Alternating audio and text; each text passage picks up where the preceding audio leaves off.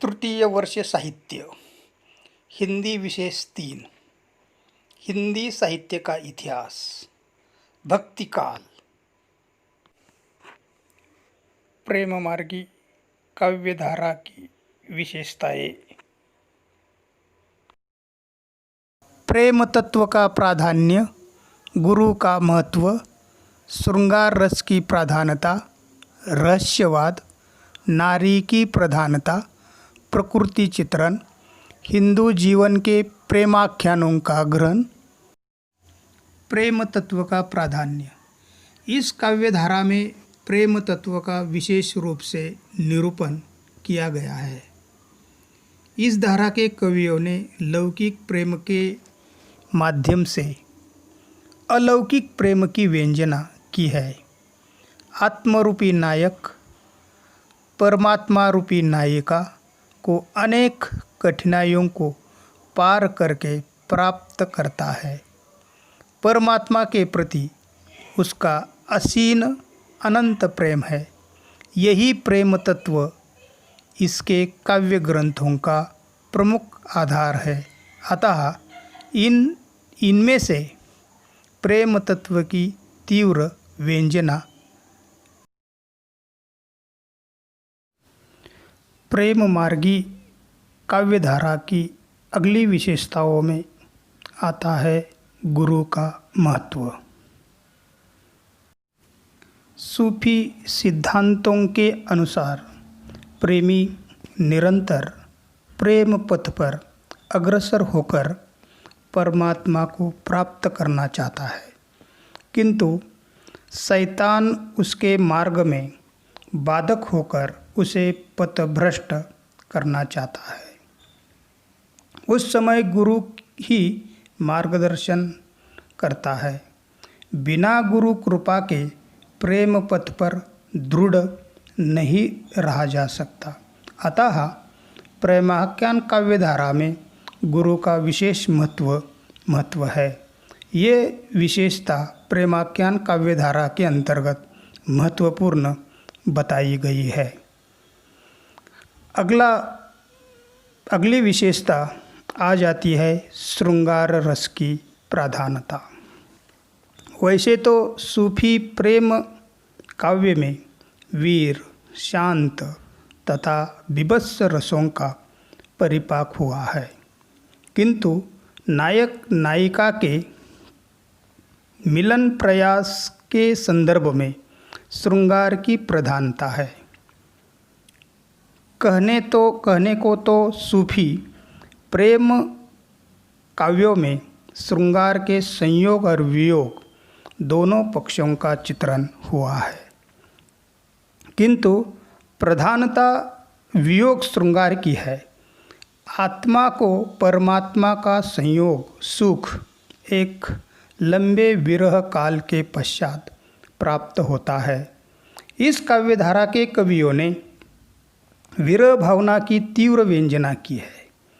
विरह पीड़ा सहना सूफी मत के अनुसार अनिवार्य है। पद्मावत में नागमती का विरह वर्णन इसलिए अधिक सजीव हो उठा है।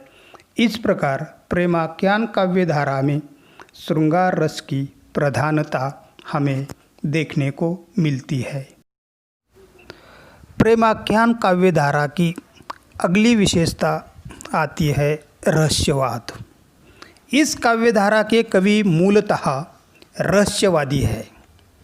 इसमें भावनात्मक रहस्यवाद के अत्यंत सरस एवं धार्मिक रूप का चित्रण हुआ है, किंतु कहीं कहीं उनमें हठ योगियों के प्रभाव से साधनात्मक रहस्यवाद का भी आभास मिलता है।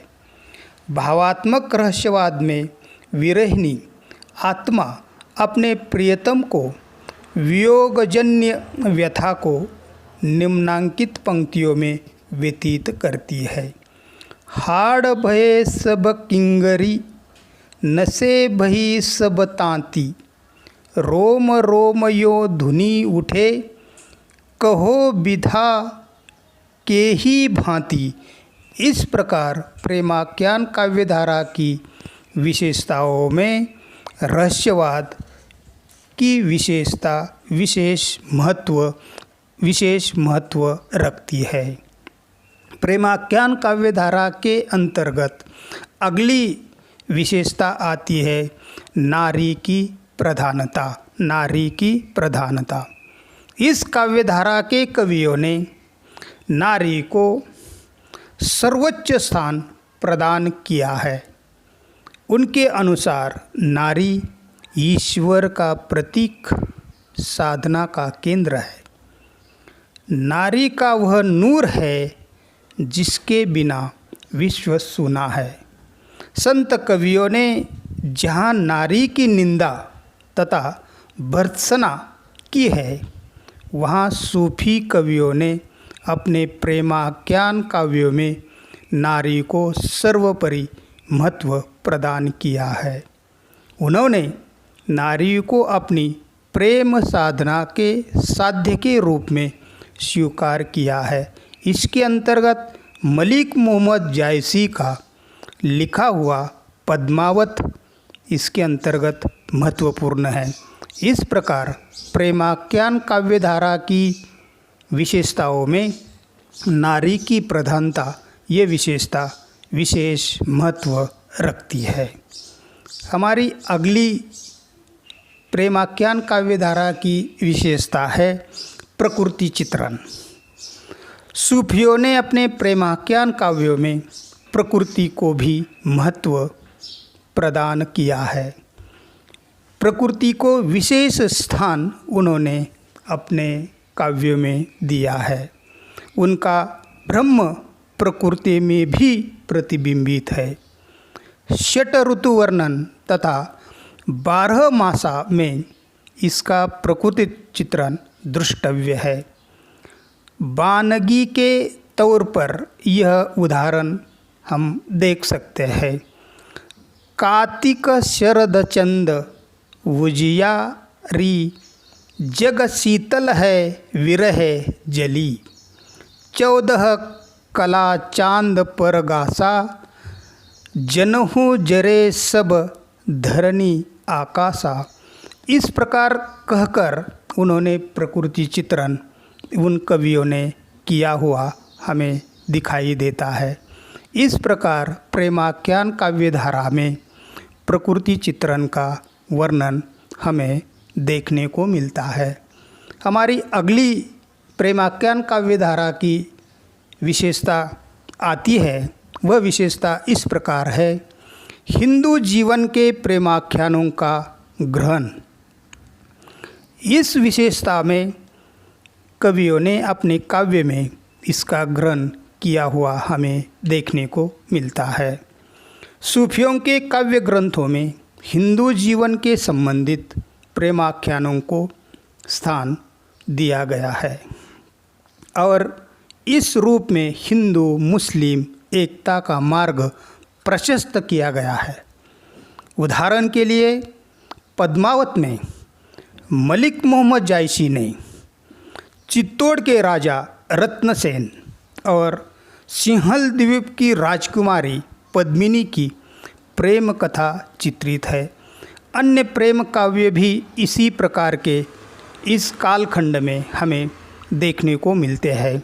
तो इस प्रकार प्रेमाख्यान काव्यधारा की विशेषताओं में इस प्रकार की विशेषताओं का वर्णन और ऐसी विशेषताएं हमें इसके अंतर्गत देखने को मिलती है। छात्रों के लिए हमेशा परीक्षाओं में प्रेमाख्यान काव्यधारा की कौन सी विशेषताएं है, किस प्रकार की विशेषता है, इन विशेषताओं पर प्रश्न हमेशा परीक्षा के अंतर्गत पूछा जाता है। तो इस प्रकार की विशेषताएं आप लोगों ने कंठस्थ करना आवश्यक होता है।